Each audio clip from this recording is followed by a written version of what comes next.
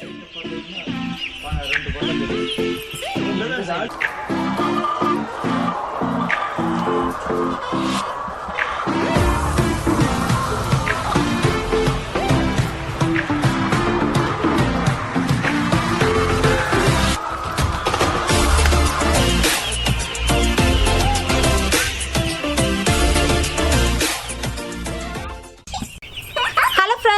Back to your channel house to home.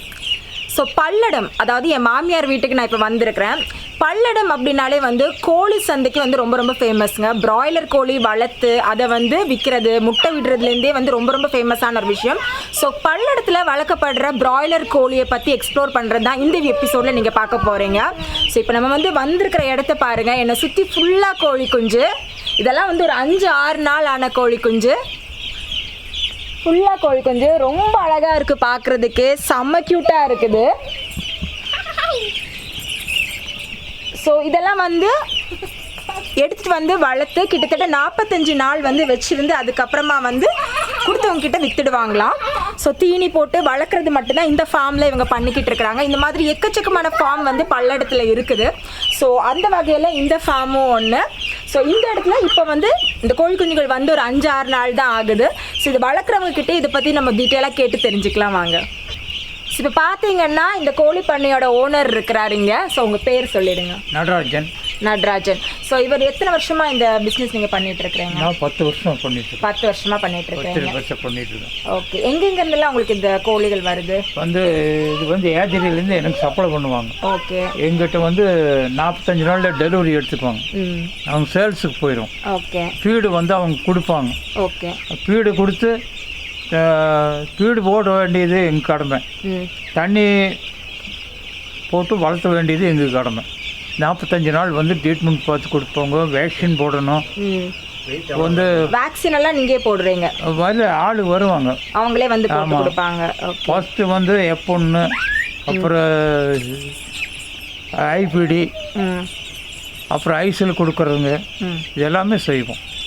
45 நாளில் ஒரு கோழியோட wait வந்து என்னவா இருக்கும்? 200 வரும். 200 வரும். சந்தைக்கு வர்றப்ப 200 தான். 200 வரும். Okay okay. இது எந்த சீசனில் ரொம்ப பிரபலமாக இருக்கும்?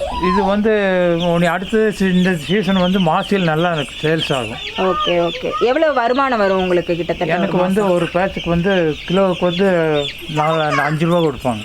ஓ, கிலோ கணக்கில் தான் உங்களுக்கு கொடுக்குறாங்க. அது வந்து அவங்களுக்கு வந்து இப்போ வந்து நான் ஒரு 2 கிலோ, 1 கிலோ தீனிக்கு 2 கிலோ, 2 கிலோ தீனிக்கு 2 கிலோ வெயிட் வரணும். அந்த வெயிட் வரணும்னா வந்து நல்லா இம்ப்ரூவ்மெண்ட் இருக்குதுன்னு சொல்லி நல்லா 5 ரூபா கொடுப்பாங்க. Okay okay. ஸோ ஒரு வெயிட் பொறுத்து தான் உங்களுக்கு வந்து வெயிட் பொறுத்து தான் கொடுப்பாங்க. ஓகே. இதுக்கு தீவனம் கொடுக்குறதெல்லாம் வந்து எப்படி காலையில் ஈவினிங் அந்த மாதிரி? இது காலையிலையும் கொடுக்கலாம், சாயந்தரம் கொடுக்கலாம், 2 நேரம் கொடுக்கலாம். அப்படி இல்லைன்னா உங்களுக்கு தண்ணி கரெக்டாக இல்லைன்னா வந்து கவுட்டுன்னு வரும். அது கரும்போது மாட்டாட்டி வரும். ஓகே. அது வந்து மாட்டாட்டி தவிர்க்கிறதுக்காக தண்ணி நல்லா சப்ளை பண்ணணும். ஏன்னா இந்த கிளைமேட் ரொம்ப மோசமாக இருக்கிறதுனால கொஞ்சம் ஹீட் கொடுக்கணும். Okay okay. ஹீட்டுக்கு தான் இந்த லைட் எல்லாம் போட்டிருக்கு. லைட் எல்லாம் பத்தாதுங்க, கறி போட்டு ஹீட்டு. ஓ, இந்த மாதிரி வச்சிருக்கிறீங்க. கறி வந்து பார்த்தீங்களா மூட்டையில் வச்சுருக்கோம் பார்த்தீங்களா, கறி வரும் ஹீட்டு. ஓ, ஸோ அதெல்லாம் அந்த கோழி குஞ்செல்லாம் அதை சுற்றி படுத்துக்குது.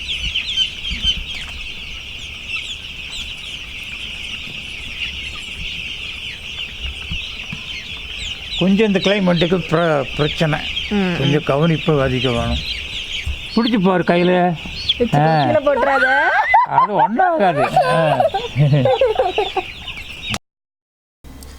நம்ம பார்க்குற இந்த கோழி பண்ணையில் பார்த்தீங்கன்னா கிட்டத்தட்ட 2000 கோழி குஞ்சுகளுக்கு மேலவே இருந்தது. ஸோ இது வளர வளர இந்த இடம் அதுக்கு பத்தாது. அப்போ தனியான பண்ணைகளில் வந்து ஷிஃப்ட் பண்ணிகிட்டே இருப்பாங்க.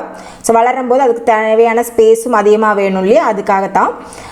மொரோவர் பார்த்திங்கன்னா இந்த மார்கழி மாதத்தில் கோழிகளை வளர்த்துறது வந்து ரொம்பவே கஷ்டமான ஒரு டாஸ்க் தான். அதுக்கு தேவையான ஹீட் கொடுக்கணும், கரெக்ட் டைமுக்கு அதுக்கான உணவு கொடுக்கணுங்கிறது பராமரித்து பார்த்துக்கணும். ஒரு கோழி குஞ்சுக்கு ஏதாவது ஒரு பிரச்சனை வந்தால் கூட மற்ற கோழி குஞ்சுகளையும் அது மொத்தமாக அஃபெக்ட் பண்ணும். ஸோ அந்த அளவுக்கு கேர் பண்ணி பார்த்துக்கணும். ரொம்பவே கஷ்டமான வேலை தாங்க இது. ஸோ ரொம்ப நேரம் இந்த கோழி குஞ்சுங்களோட நாங்கள் ஜாலியாக விளையாடினோம். ஒவ்வொரு கோழி குஞ்சுங்களும் பார்க்குறதுக்கு அவ்வளோ க்யூட்டாக இருந்தது. அப்புறமா அங்கேருந்து இன்னொரு ஃபார்முக்கு நாங்கள் போனோம். அந்த பவுல்ட்ரி ஃபார்மில் பார்த்தீங்கன்னா முட்டைகளுக்காகவே கோழிகளை வந்து வளர்த்துக்கிட்டு இருக்கிறாங்க. ஒரு வயசான கோழிகள், ஒரு மாதமான கோழிகள்னு பலவிதமான ரகங்களாக பிரித்து வச்சுருந்தாங்க. அதை பற்றின விவரங்களை நம்ம இப்போ பார்க்க போகிறோம்.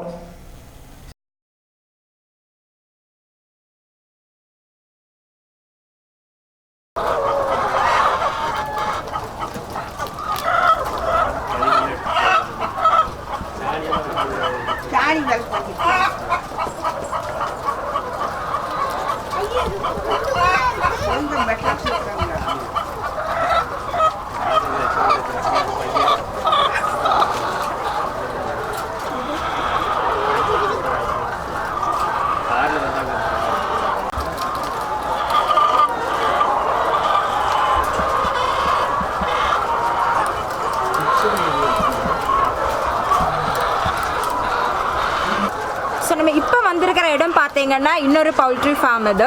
ஸோ இந்த இடத்துல மெயினாக என்ன பண்ணியிருக்கிறாங்கன்னு பார்த்தீங்கன்னா கோழிகளை வந்து வளர்த்து முட்டைக்காக வளர்க்குறாங்க மெயினாக இந்த இடத்துல.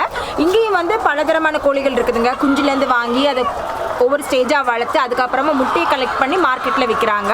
ஸோ அந்த மாதிரி ஒரு இடத்துக்கு தான் இங்கே வந்திருக்கிறோம். ஸோ இங்கே பார்த்தீங்கன்னா உங்களுக்கு தெரியும் எல்லாமே இப்படி லேயர் பண்ணியிருக்கிறாங்க. அதுக்கான தீவனங்கள் எல்லாமே வந்து இந்த ரோலை வந்து அழகாக கொடுத்துருக்குறாங்க.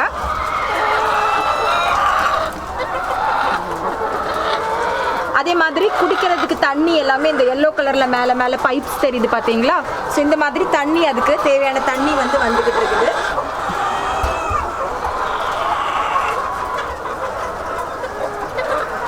இதெல்லாம் பிரத்யேகமாக முட்டைக்காக மட்டுமே வளர்க்குற கோழிகள்.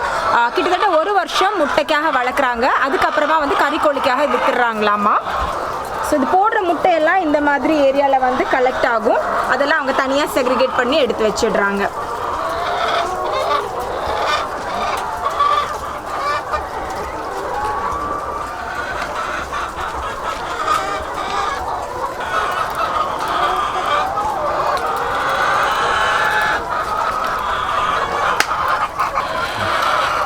எத்தனை கோழி இருக்குதுமா இங்க? 2500 கோழி இருக்குது. எல்லாமே முட்டை வைக்கிறது? எல்லாத்திலும் ஒரு முட்டை வைக்கி. தினம் முட்டை வைக்குதா? என்னென்ன தீவனம் போடுறீங்க? இது கோழி தீவனம். அது தனியாக கொண்டு வருவாங்க. எல்லாம் அரைச்சி அவையெல்லாம் கலக்கி கொண்டு வருவாங்க. எத்தனை நாள் இருக்கும் ஒரு கோழி இங்க? ஒரு வருஷத்துக்கு இருக்கும். அப்புறம் கொடுத்துருவாங்க. கறிக்கோழிக்குங்களா? எல்லாம் வந்து வாங்கிட்டு போயிடுவாங்க கறிக்கோழி. எத்தனை நாள்லேருந்து கோழி முட்டை வைக்க தொடங்கும்? 20 வாரம் ஆகணும். முட்டை குஞ்சிலேருந்து 20 வாரம் ஆகணும். அப்போ தான் வந்து அப்போ தான் வைக்கணும். இந்த பிராய்லர் கோழிகள் எல்லாரையும் பார்த்து முடிச்சதுக்கப்புறமா நாட்டுக்கோழிகளை தேடி தான் நடந்தோன்னு சொல்லணும். கடைசியாக ஒரு இடத்துல நாட்டுக்கோழி வளர்க்குற பண்ணையை கண்டுபிடிச்சி அங்கே போனோம். அளவில் ரொம்பவே கம்மியாக தான் வளர்க்கப்படுது. ஆனால் வளர்க்குற முறையில் எந்த விதமான பெரிய வித்தியாசங்களும் கிடையாது. அது ஒரு ப்ரீடுனா இது ஒரு ப்ரீடுங்கிற மாதிரி தான் வளர்க்கப்படுது. மற்றபடி உணவு கொடுக்குற முறையிலேயோ அது வளர்க்கப்படுற முறையிலேயோ பெரிய வித்தியாசங்கள்லாம் இல்லை. நல்ல தரமாக வளர்க்கப்படுற நாட்டுக்கோழிகள் 1 கிலோ 300 ரூபா வரைக்கும் விற்கப்படுது. ஸோ இந்த எபிசோட் உங்கள் எல்லாருக்கும் ரொம்பவே யூஸ்ஃபுல்லாகவும் இன்ட்ரெஸ்டிங்காகவும் இருந்திருக்கும்னு நான் நம்புகிறேன். மறுபடியும் இந்த மாதிரியான ஒரு இன்ட்ரெஸ்டிங்கான எபிசோட் இல்லாட்டி வேறு ஏதாவது ஒரு டேஸ்டியான ரெசிபியோடு உங்கள் எல்லாரையும் நான் மீட் பண்ணுறேன். தேங்க்ஸ் ஃபார் வாட்சிங் ஹவுஸ் டு ஹோம்.